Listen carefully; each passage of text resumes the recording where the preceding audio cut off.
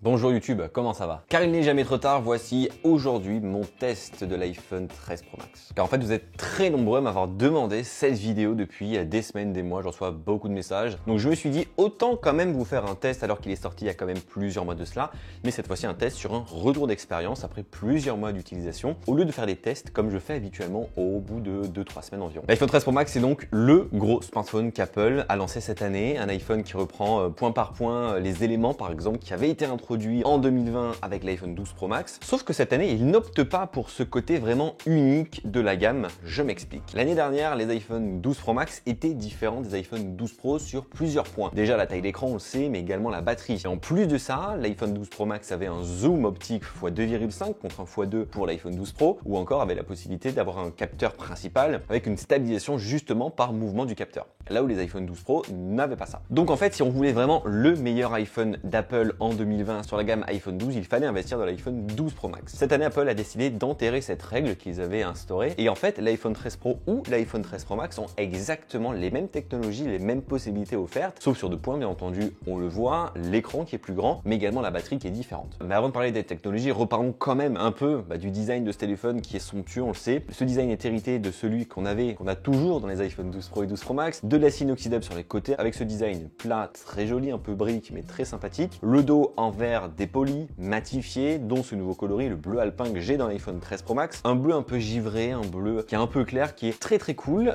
Moi, j'ai cet iPhone donc depuis sa sortie et je me suis pas encore lassé de ce coloris, j'en suis très content. L'autre coloris que j'aime quand même beaucoup, c'est le gold que j'ai sur l'iPhone 13 Pro, qui est un peu crème, un peu doré, il est vraiment très joli celui-là aussi. Comme d'habitude et comme chaque année surtout, vous le savez, vous avez la possibilité de protéger votre iPhone avec des coques de chez Rhino Shield. Je vous en propose très souvent des coques qui prennent plusieurs formes. Il y a les bumpers qui permettent d'avoir le dos libre et donc de voir l'arrière du produit, y compris pouvoir le toucher. Bumper dont on va pouvoir un peu changer l'arrière-plan avec ce petit contour. Je trouve que ça peut hyper bien rendre, mais aussi toutes les collections que Rhino Shield peut proposer. On a du Harry Potter, on va avoir du NBA, on va avoir du League of Legends. Il y en a vraiment pour tous les goûts. Tout est sur le site de Rhino Shield et vous savez que vous avez 5% avec le code JB22. Vous avez un lien en description si vous souhaitez en savoir plus et protéger votre iPhone. Si vous venez, pourquoi pas de l'avoir pour Noël. Cet iPhone est bien entendu toujours étanche, il a toujours son port Lightning, pas de port USB-C. Peut-être qu'un jour on passera sur l'USB-C, mais personnellement j'en doute. Soit Apple restera sur du Lightning ou soit Apple enlèvera tous ses ports et uniquement passera par la recharge sans fil, par exemple le MagSafe qui est bien entendu compatible dans cet iPhone, mais par contre pas de recharge inversée. Ça c'est quand même vachement dommage quand on sait qu'on a des AirPods sur soi, s'ils n'ont plus de batterie on le pose sur le dos, on peut le charger comme toute la concurrence peut le proposer aujourd'hui. L'iPhone ne le propose toujours pas. Son écran reste plat à l'avant. Apple n'a jamais proposé d'écran incurvé finalement sur ses produits, sauf sur l'Apple Watch. Un écran de 6,7 pouces qui est vraiment très beau, mais qui a toujours cette encoche. Une encoche qui a diminué cette année pour la première fois depuis son apparition et son introduction en 2017, sauf qu'elle a uniquement diminué en taille. On ne gagne rien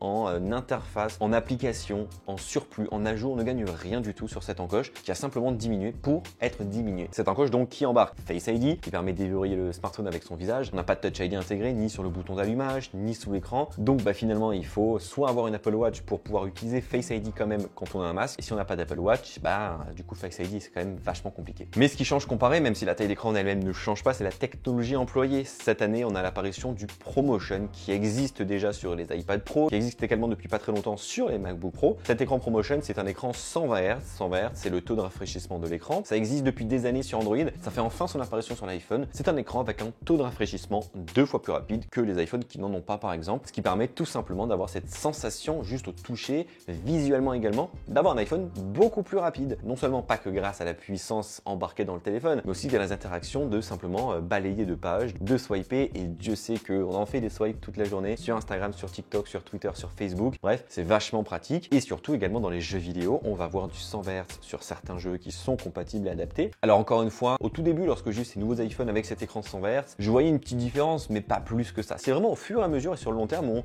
découvre l'intérêt de ce 100 Hz parce qu'on a vraiment l'impression d'avoir un iPhone ultra rapide. Là où j'ai vraiment vu la grosse différence, c'est lorsque j'ai préparé ma vidéo quel iPhone choisir, où j'ai donc dû rallumer beaucoup d'autres iPhones qui n'ont pas d'écran 100 Hz. Et à ce moment-là, je me suis dit que les autres iPhones, c'était très lent. Non pas parce que c'est très lent visuellement, mais c'est juste que quand on est habitué à quelque chose de très rapide, quand on passe à quelque chose d'un peu plus lent, c'est justement très lent. Oui, on peut largement faire ça en écran ProMotion, mais quand on y a goûté, c'est comme l'écran Retina en 2010, on peut pas retomber sur un écran qui n'est pas Retina, et donc ici on peut pas retomber sur un écran qui n'est pas ProMotion. Ça se voit vraiment, l'œil s'y habitue, le toucher, le doigt, tout s'y habitue. En même temps, si vous avez un iPhone 13 Pro Max aujourd'hui, ce serait quand même même ballot de retomber un jour sur un iPhone qui n'est pas de promotion, sachant que ça va se démocratiser petit à petit. Voilà. L'autre changement qui est en partie lié, c'est la puce. La 15 Bionic est intégrée à l'intérieur. Chaque année, c'est la même chose. C'est plus puissant, c'est plus performant, c'est plus efficient. Cette année, c'est bel et bien le cas. Et on voit, ça marche vraiment bien. Premièrement, pour la puissance, oui, c'est très puissant. Mais également pour pouvoir gérer cet écran 120 Hz ProMotion. Ça marche du tonnerre, aucun lag, aucune perte, rien. Mais également pour toute la batterie. On va voir ça en fin de vidéo. Sur l'appareil photo, sur les vidéos, ça c'est sans conteste. Mais aussi sur toute la durabilité. Quand on voit que iOS 15 cette année est quand même compatible sur des iPhone 6S de 2015, l'iPhone 13 Pro Max qui aujourd'hui à iOS 15 pourrait avoir des mises à jour jusqu'en 2027 si le compte est bon. C'est fou quand même. Donc oui, un iPhone aujourd'hui c'est cher, ça a une nouvelle performance, mais ces performances sont vraiment étalées sur le long terme et gèrent aujourd'hui des technologies qui ne sont pas gérées avec d'autres iPhones. Apple aurait peut-être pu mettre une puce M1 comme dans ses Mac ou dans l'iPad,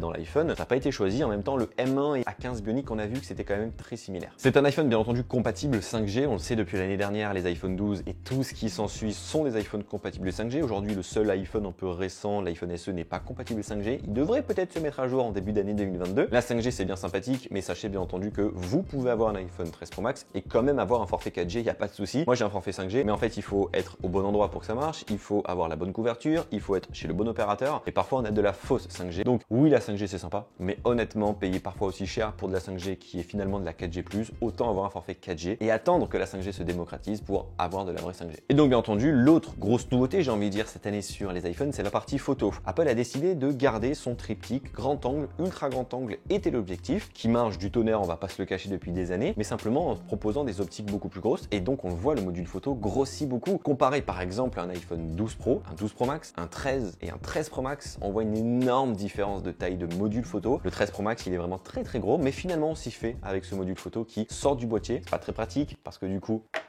c'est bancal, mais au moins on a des belles photos et des belles vidéos qui peuvent être prises. Par contre, on peut se poser quand même des questions. Pourquoi Apple reste sur du 12 millions de pixels sur tous les optiques quand on sait que la concurrence propose du 108 millions de pixels, du zoom x100, de la 8K, alors qu'ici on est en 4K 60, 12 millions de pixels, zoom x3 optique et x15 numérique.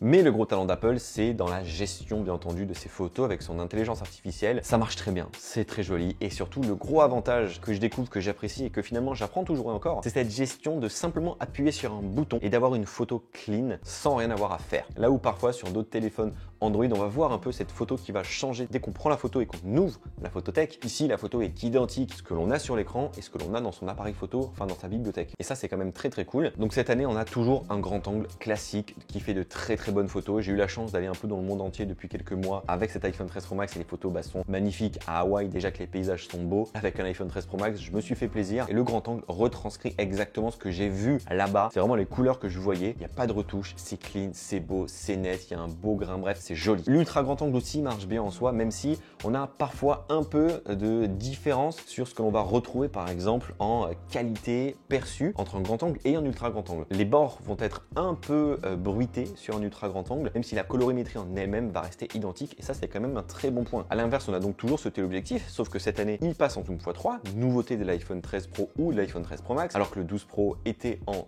x2 et le 12 Pro Max en x2,5. Le x3, en plus d'ajouter la possibilité d'aller plus loin dans l'image, va permettre d'avoir une perception du sujet un peu plus aplatie sur son fond et donc donner quelque chose de différent. Et ensuite, on peut aller jusqu'en x15 numérique. J'ai vu là par exemple lors du tennis, c'est sympa, on peut aller en x15 numérique, mais quand on sait que la concurrence a déjà aujourd'hui du x10 optique, x15 numérique un peu pixelisé, c'est pas très beau. C'est pratique, on peut l'avoir, mais Apple pourrait faire beaucoup mieux. Très hâte de voir les nouveaux iPhone fin 2022 qui devraient enfin changer tout ça. Et le x3, je le disais, pour le mode portrait est disponible. Un x3 qui est parfait pour une chose et un peu moins pour l'autre. Parfait pourquoi? Parce que les photos sont magnifiques. Le mode portrait de cet iPhone 13 Pro Max est somptueux. Ce sont vraiment de super photos. C'est clean, que ce soit des objets, que ce soit des êtres humains. Tout est beau. Par contre, ce qui est compliqué, c'est qu'il faut vraiment se reculer de très très loin parce que le x3 zoome vraiment très très loin. Par contre, on peut quand même avoir ce portrait en x1, mais le x1 n'a pas le même bokeh en arrière-plan que le x3. Donc bon voilà, j'espère qu'Apple un jour offrira la possibilité de faire du x1, x2 ou x3 en mode portrait, ce serait quand même bien pratique. Le menu aussi fonctionne et cette fois-ci sur les 3 focales,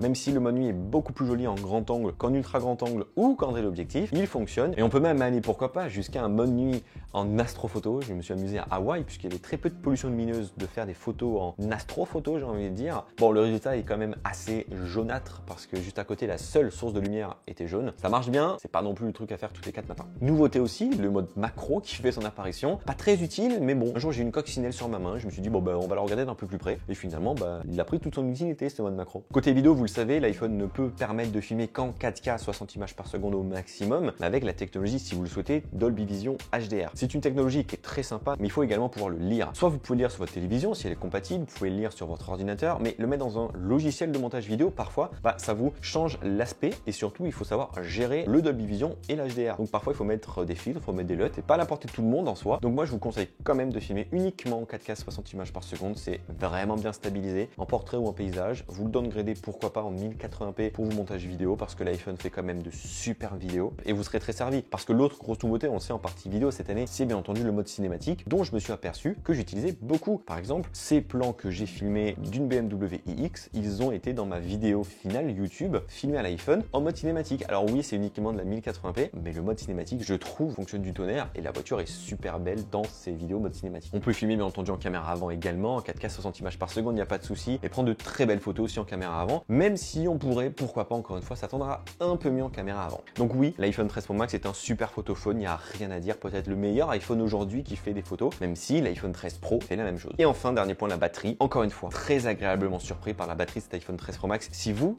attendiez vraiment un iPhone avec une excellente batterie, le 13 Pro ou le 13 Pro Max sont les iPhones faits pour ça. L'année dernière, le 12 Pro Max avait vraiment une très bonne batterie. Cette batterie, on la retrouve aujourd'hui dans le petit modèle l'iPhone 13 Pro. Donc en fait, on a une bien meilleure batterie dans le 13 Pro Max. Tout ça est dû par l'A15 Bionic qui a une efficience monumentale. Je n'ai que très rarement dû charger mon iPhone le soir en ayant moins de 20% de batterie. Habituellement, je suis à 30-40% de batterie. Pourtant, je l'utilise quand même beaucoup mon iPhone. Mais je peux vous dire que oui, c'est un excellent point positif. Malheureusement, on n'a toujours pas de chargeur dans la boîte et la charge rapide est limitée à 25 watts. Mais encore une fois, peut-être qu'un jour ça va se débrider. Mais aujourd'hui, ça fait le job et la batterie, c'est peut-être l'élément qui peut faire que cet iPhone est fait pour vous. Tout ça pour dire que l'iPhone 13 Pro Max est un excellent iPhone. Sauf qu'en fait, cet iPhone 13 Pro Max, vous avez tout pareil dans un iPhone 13 Pro qui est moins cher. L'iPhone 13 Pro commence à 1159 €, là où celui-ci commence à 1259 €. C'est un sacré budget. En 128 Go certes, donc on double le stockage comparé à l'année dernière, mais c'est un sacré budget. Il n'y a pas de baisse de prix depuis 4-5 mois qu'il est sorti cet iPhone et ça devrait pas arriver d'ici peu parce qu'on le sait, les iPhones très chers chez Apple ne baissent pas en prix. Ça reste un très bon iPhone, mais aujourd'hui, si je devais vous en conseiller un, ça resterait bien entendu l'iPhone 13 Pro qui franchement est somptueux visuellement parlant, a de très bonnes caractéristiques techniques, mais surtout vaut moins cher et fait tout aussi bien qu'un iPhone 13 Pro Max qui oui a une meilleure batterie et oui a un écran plus grand, mais la batterie de l'iPhone 13 Pro, je peux vous assurer que ça fait largement le job. Donc oui, très très bel iPhone, j'en suis extrêmement content et comblé. C'est d'ailleurs l'iPhone qui m'accompagne quotidiennement